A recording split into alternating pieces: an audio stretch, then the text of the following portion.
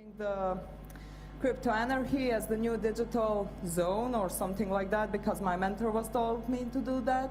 So I decided to write about non-usual themes in cryptoanarchy. Everybody, when we saw some kind of anarchy things, we're thinking about the violence, about black blocs, about the things that some anarcho-communists or anarcho anything done. So it's really important to present cryptoanarchy in some other context than that. So peace and anarchy, is this possible? Just as I say, in the history there was a violent anarchy movements, and they were doing a lot of crazy stuff in the past, especially in the 80s and 70s. So it's time for the new revolution, so-called, in the anarchistic sector of themes. So cryptoanarchy is not anarchy of black blocs. When we rethink the black blocs, they were mostly violent. They were just producing some direct actions or something. They didn't find a solution to conquer the system in that point. They didn't build any parallel system. They just trying to remove or abolish the state without any correct solutions to provide some after party for the anarchy. So cryptoanarchy is anarchy of individual human security and its principle of non-aggression in its core. There is no violence in cryptoanarchy. By understanding the technology and mathematical principles of encryption and mathematical logic and everything else, we will realize that our privacy, anonymity, and security cannot rely on violence or direct actions.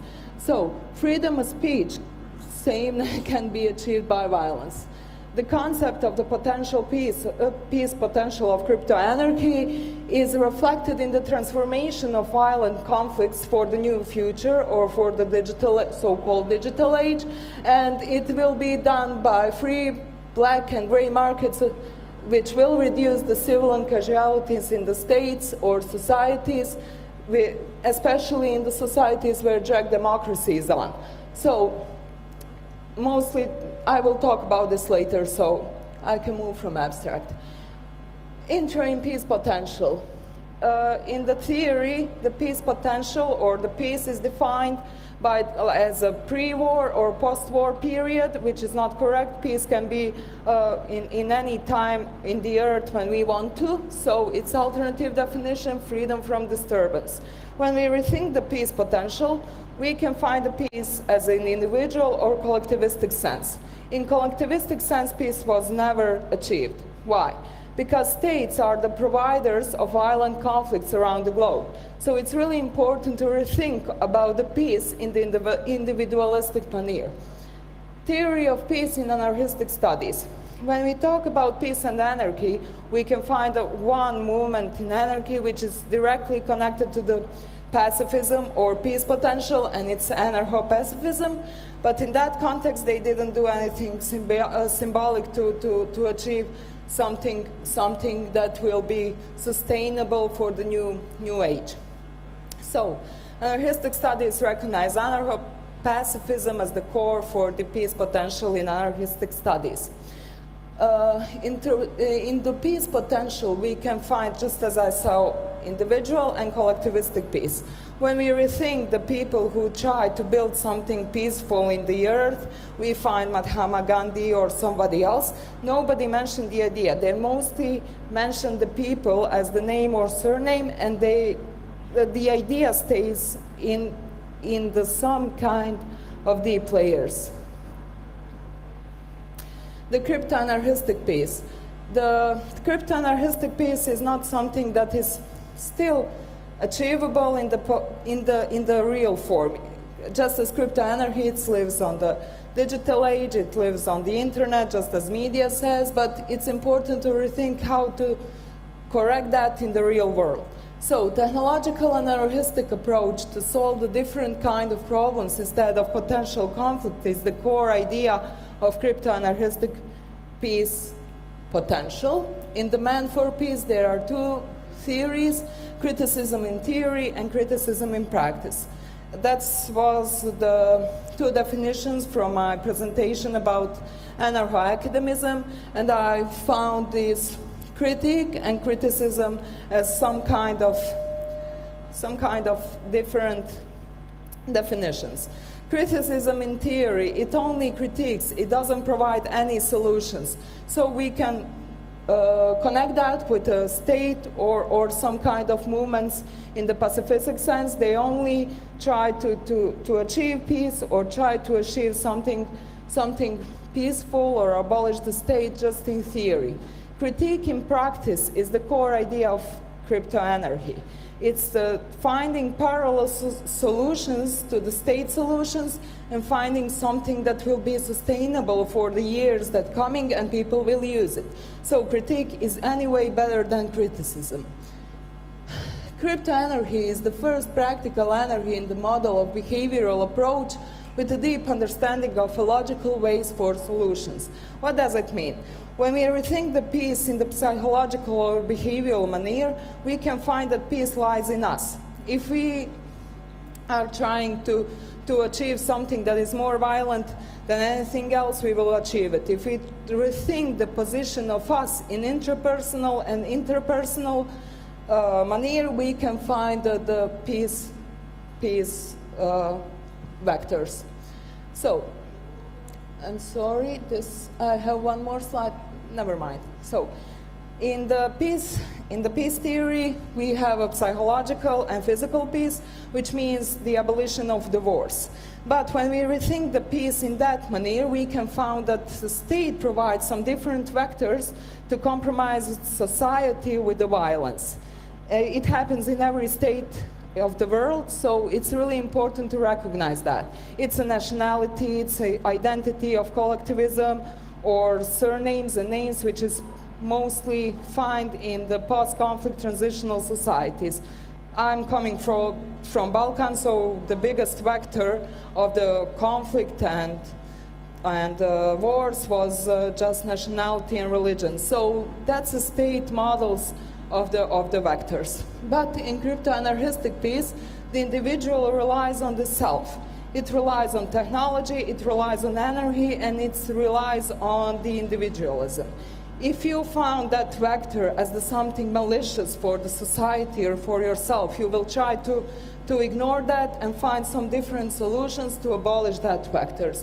Not in collectivistic manner, it's important to find something individual that fits you most. So, internet anarchy, just as a lot of people call crypto-anarchy, the anarchy is digitalized and will not be stopped. In the age of technology, as we know, we can use different solutions for different needs, and we can find a different solution for different set of problems. One of them is blockchain, one of them is cryptocurrencies, and we can replace the state services by crypto-anarchistic services or digitalized services, so we can really found some parallel solutions for the peaceful manner. We don't need to make any rush. We don't need to make some violence. So we can find something in the side of science. So, crypto-anarchy as the primary route for changes of state violence in the digital sphere. When we rethink the crypto-anarchy right now, we will think about some very mainstream things like cryptocurrencies and blockchain, just as I say, but it's important to rethink how the other people can use it. We all know that crypto-anarchy is a set of three most main spheres, like privacy, anonymity, and digital economy or decentralized economy, so it's really important to find the model that fits you the best. In the potential of primary route for changes, state violence relies on the people actions. It relies on collectivistic actions, and it relies on the trust of the people. We don't need the governments in this time, so we don't need their vectors, we don't need their services. Everything that we can find is on the digital sphere, and it can be transformed to the realistic sphere. The potential of cyber pacifism instead of national security model. I will talk about national security model and human-centric model later, but have you ever talked why governments doesn't support crypto pacifism instead of crypto wars? They mostly use their tools against the people, and they are calling themselves crypto pacifists. They are trying to provide some solutions that will stop the bad guys from the digital sphere by national security, and they are trying to make collectivism on the internet, which is in the core, it's anarchy. So it's really important to rethink the cyber pacifism by the individualistic sense of the end users and organizations or anything else. So it's really important to rethink in the manner of using the encrypted or the centralized tools. The cyber clash of security models. So government, states, and all that security jazz, national security versus human-centric model of security. National security is mostly rigid, one-size-fits-all laws and prohibition solution. Right now, in this moment, we don't need national security. We have a human-centric model where we can find, as end users, we can find our state of security. It's how much you need in your daily life for protection. So, national security will try, even on the digital side, to be rigid and one-size-fits-all solutions. Maybe some people doesn't need encryption in their life. Maybe they just sending some SMS messages or just chatting about daily lives. So it's not one-size-fits-all. But as the end users with the human-centric security model, we can achieve that security layer that will be enough for us to protect ourselves from different kind and acts from the government. So, human-centric security is fluid, individualistic, and free from fear and free from want. This free from fear and free from want is the most important concept of human-centric security. It provides us individualistic security for the digital age and for the real life, so-called real life. And what is the favorite themes in the media when we talk about crypto anarchies, the dark markets and black markets, gray markets, whatever markets? So, securitization model from governments in the field of free trade on the internet is getting really rigid. When we rethink one society can be sure that state-provided trade will be long-lasting for their needs. So, they use securitization mostly as something like dark markets really bad, they're run by criminals or something. So they're trying to securitize that for the need of the government or for the need of security services in one society. And free trade on the internet cannot be stopped because it's decentralized, and the people mostly will use it in the states where something is prohibited, like Venezuela right now. They cannot buy food from their local store or from their local markets. They're only trying to find something on the markets of the internet, and they mostly do the payment with the bitcoins. So, narco-demos, the symbiosis of the state, cartels, and security services with mass civil casualties. When we rethink the narco-democracies, the most famous are the narco-democracies from Latin America, and they mostly use that symbiosis of the state, cartels, and security services to fear the people and to try to achieve more power than they usually have. So, abolish of the narco-democracies happens on the internet right now, on the dark markets and gray markets. Here we have a connection with Ross Ulbricht. He did transform the violent conflicts of narco-democracies by making a peaceful platform of the Silk Road. So narco-democracies are mostly the violent things. And internet economy and free trade has almost zero civilian casualties, with a deep respect for privacy, anonymity, and mutual agreement for trade. So nobody can force you to buy something from the dark or gray markets. You can do it alone, and it's your individual will to do something. But and one more point is that people who are dying from the different disease, from illness, they can buy experimental medications on the dark and gray markets, which cannot be provided by their state. It's prohibited, but they need it for life, so they can buy it here. And that's one sort of peace potential too, because individualistic sense and mutual agreement for trade can make the peace in the narco-democracies or states. The war as the state business. This is one of my favorite themes. Collectivism as the root of the evil. Just as I mentioned, state has a different vectors to provide the violence and to try to achieve the highest level of power in their societies.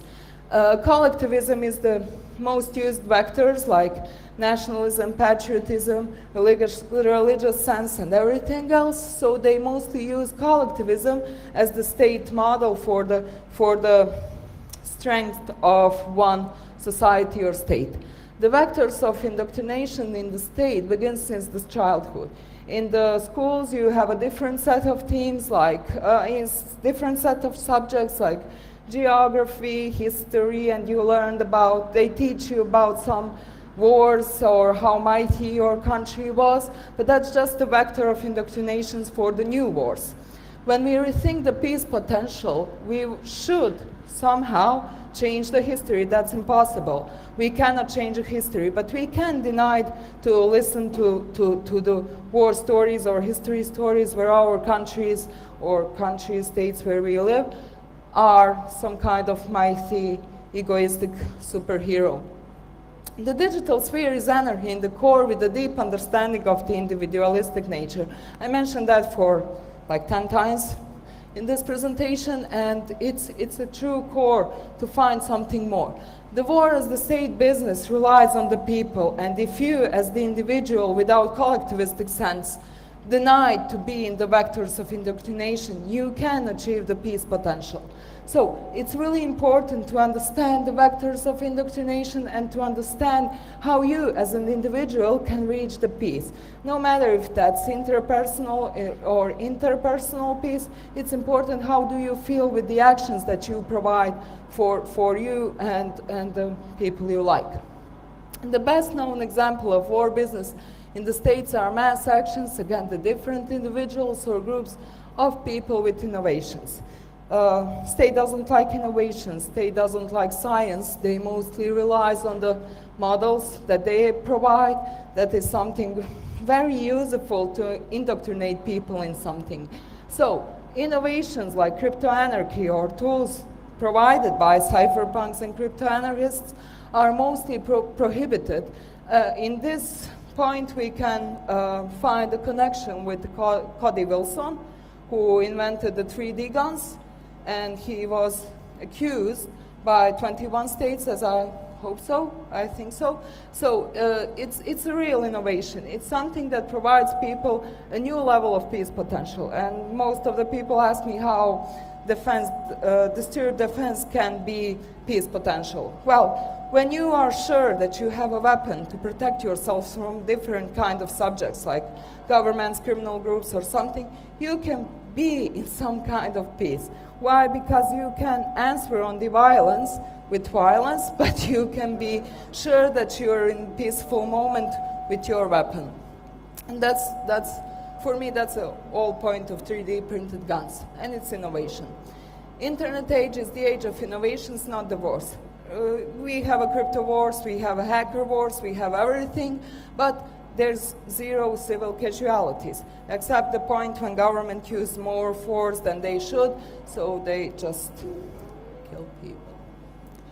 In the cybersphere, the state has also tried to make a sort of militaristic atmosphere by militarization of the talks and militarization of the actions. Militarization is the process where people are used to use violence against others or used to get in some kind of war state models. Militarization of talks started with popular geopolitics, and it's the mostly vector that is used by medias to present something as bad, like, I don't know, maybe Bitcoin is used by the criminals on the internet, Bitcoin is the root of all the evils on the world, and it started with the medias. Militarization of the action is when the state gained control under some kind of field where they didn't have it, so they try to get the most of that. Militarization of, yeah, right, the definition as the flow of ideas or conclusions under the influence of different triggers where realistic or subjective conclusion has been made. If somebody watching Mr. Robot, that's thank you, that's a true militarization of the talks, just on the other side. They are trying to securitize the hackers as the people who are just deviant, and they are trying to smash the system and everything, and that is provided mostly, just as I said, by medias. But militarization of action is the final process, and it can be achieved just by full submissions of the people in the one area. It can be end users on the internet. It can be a model where they use force the decryption of the gadgets when somebody is under when somebody is arrested for some kind of fraud or something. So, liberté, égalité, crypto-anarchy, with the three sides of crypto-anarchistic coin, the most important is coin of the centralization and economical freedom. In the peace potential, you can be peaceful while you have different sides of non-economical freedom. I was in Prague. My state currency cannot be accepted here in exchanges, so I don't have my economical freedom here, except in Polis. But it's important to rethink the economical freedom as a not one-size-fits-all, but globalistic and fluid system where each people can be satisfied by the economical side with using a different cryptocurrencies or some other projects that can be achieved in the sense of economical freedom. When you do not depend on the state, you can live freedom by fullest. I will make that in conclusion, so I will just be a little faster.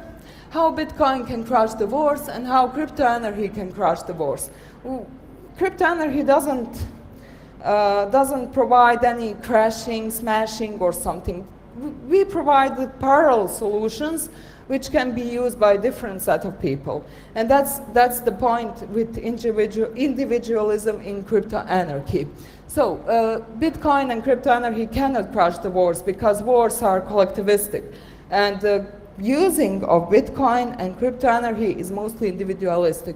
But you can start from yourself. If you somehow abolish the state system in the manner of using the state-provided models or state-provided solutions, you can achieve some kind of freedom for yourself. But the most important is the abolition of vectors of indoctrinations in the core of parallel societies. Parallel societies, just like crypto-anarchistic or cypherpunk societies, they don't use the vector of indoctrination that you can find in state. They use just logical and scientific explanations for all the troubles or problems in the world. So it's really important to rethink which vector you will use in your life. If you want to use state vectors, go on. If you want to use the vectors that are not indoctrination vectors, you can use it too. So, transparency and globalization as the potential for peace. The invisibility of borders in the digital sphere starts with pseudonymity and anonymity in the context of abolition of state vectors, of affiliation with state in the context of names, surnames, and nationalities, which is a major problem in the post-conflict or transitional countries. I mentioned that. In the most states, they look on the names and surnames or country where do you live, and they automatically connect you with some troubles in the past or problems that happened in your state. They still rely on the collectivistic sense in that manner. So it's really important to find transparency and globalization in the digital sphere for the next stages that coming, or for the future ages that coming, and to try to make that simple as can. Use pseudonyms and use anonymity when you are not only in the digital sphere, when you're in the real life. When you use pseudonyms, nobody can nobody can connect you with the collectivistic manner of your country, state, society, or whatever. They can only connect you with individual sense, individual you. So, the mysterious case of crypto-anarchistic heroes, for me they are heroes. Cody Wilson and Ross Ulbricht are heroes because they are trying to transform the violent conflicts with all the possible tools. Rethinking the role of Ross Ulbricht and Cody Wilson in peace building. I just mentioned this when I talked about narco-democracies, and he transformed violent drug conflicts in the peace trade. It's really simple. If you have one problem with civil casualties, you will not provide more war just as the state does. You will try to find solutions that can be used by all sides and to satisfy them in that sense. Cody Wilson has transformed national security in individual do-it-yourself security. And he is one of the realist human-centric model representatives with 3D guns. So, conclusions. I don't know how much minute I have, 5 minutes, right? Great. So I talk a lot. I really need some more time for this, but I hope that you enjoyed this presentation. If you have any questions, I will add this 5 minutes for Q&As. But conclusion is, don't follow the state. Don't be in collectivistic manner. Try to be yourself as much as possible and try to not abolish the state, but substitute the state with the provided solutions on the other side. You don't need your nationality, you don't need your patriotism in country, you don't need anything from the state. You just need your individualistic sense, individual thinking, and what fits you the best, you can use it. So, thank you very much.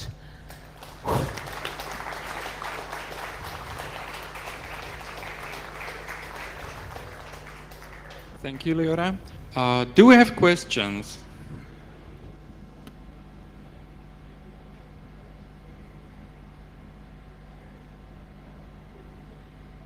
I don't see any hands. Maybe people are shy. We do have one question there, a second here. So you were the first, but he's closer. Sorry. Thanks. Thank you for your lecture. The question is more philosophical, because you came into really deep area of society and society history and how it's developed. So you suggest, and that's a question which comes with no perception, you suggest that it's important to abolish all kind of patriotism, all kind of history, all kind of state indoctrination, etc., etc. What is your opinion? Is it universal for everyone, or it's universal for just group of people? Because once you do it for everyone, you might encounter problems that some people will start just attacking other people because they have glasses, just because, like we saw it in history. Yeah, thank you for your question. It's important to mention that this is my individual opinion. And I don't want to abolish the nationalism and patriotism for all the groups of people in the global one-size-fits-all solutions. I just want people to rethink about the vectors of indoctrination. And if they don't need them in their lives, and mostly they don't need them, why not to just forget about them? If we use the science and logic and anarchy just not as the ideology, but as the way of life, we can achieve that peace potential. But if we still use and rely on the state, for me, nationalism, patriotism, and everything is connected to state, so I can be anarchist if I support the state. I don't think that everybody, if somebody feels better in collectivistic manner and somebody find the different solutions that can fit to them in the collectivistic manner, just go on. But let me have my freedom. And state mostly doesn't provide freedom for me, just as a crypto-anarchist. Yeah, thank you. Hi. Sorry. Hi, my name is Jan. Thank you for the talk. I just want to say I'm aligned with what you were talking about, but kind of new in this. So I came here to also hear some solutions.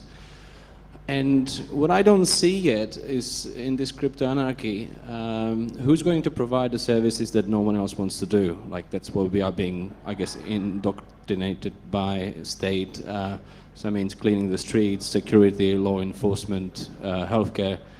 I think that no one wants to do. I understand if we have a Bitcoin and governments can't print money, we will have way more money for everything else. But in the future that you foresee, how do we organize and get these services covered in between us? Thank you. I'm sorry, may you repeat the last sentence? Right. So in the future, in the crypto-anarchic future, how are we going to organize ourselves as a society? Who's going to provide these services? Is it going to be private companies like, I don't know, Neighbors Patrol or etc.? Yeah, that's a great question. Well, crypto anarchy future is now. So private companies and individuals with the ideas and visions can provide a different set of solutions for the state models. So if you're asking me, I will always vote for private companies to provide me something than the state models. So it's really important to rethink about the problems that we have right now and try to find solutions, not only as the collectivistic sense. If you have one problem, you will try to solve that in some period of time. And if you have some global problem like narco-democracies, you as the individual or with other individuals, you can provide some solutions. I don't think that state provides any solutions or system that is valid. So I don't really find the concept when people ask me how will crypto anarchy will be sustainable by providing, I don't know, like security or even police. I was like, why? We have all the parallel solutions for our problems, and we just need to research and seek for them. If we don't have solutions yet, we can organize and individually rethink about that and try to find some vision or solutions that will fit the best, just like Bitcoin or blockchain. Thank you. Hi there. Yeah. Oh, it doesn't work? Yeah, it works. How many people need to bail out when we will see some real changes? I mean, how many people in population, I mean persons, how many need to refuse to use the state services? And will this process of these changes will be more linear or will be like sudden because we will get some positive feedback loops which will accelerate this process? Thank you. If you can please repeat, I can't hear very well. If you can repeat just a bit louder that question. Yeah? No?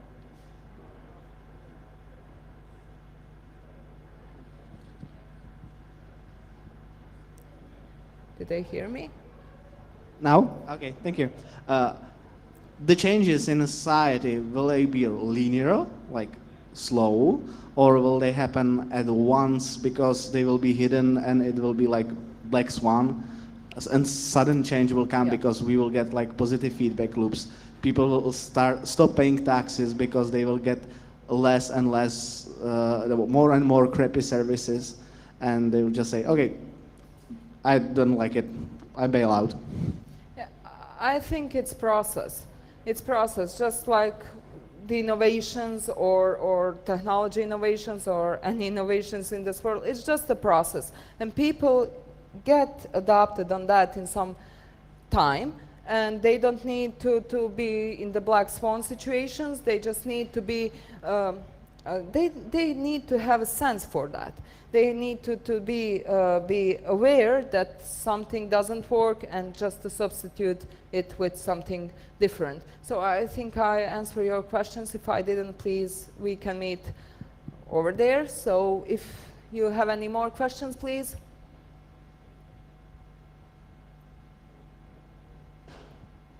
Questions? Oh, please wait for the mic. Hi, Liora. Thanks for the amazing talk. I heard some rumors that you are planning to open parallel police in your country. I just want to ask you if this is true, and if yes, then when? Yeah, parallelny police in Sarajevo is very vivid idea, but our state don't provide me the registration papers, so I need to wait until the next year. It can be in January, it can be in February, but I think that we will announce when we will open parallel police in Sarajevo. And also I'm really glad that you asked me that, so I can keep straight face. So and yeah, the centralization models are really important for the peace potential. If you have a problem in state, like 3 governments, 15 governments, or something like it's in situation in Bosnia and Herzegovina, you can provide for people the centralized solutions, just like parallel police, to see some other specter of the coin. So it's one of the ideas. Thank you. Any other questions? I don't see any other hands, so in that case, once again, thank you very much. Thank you.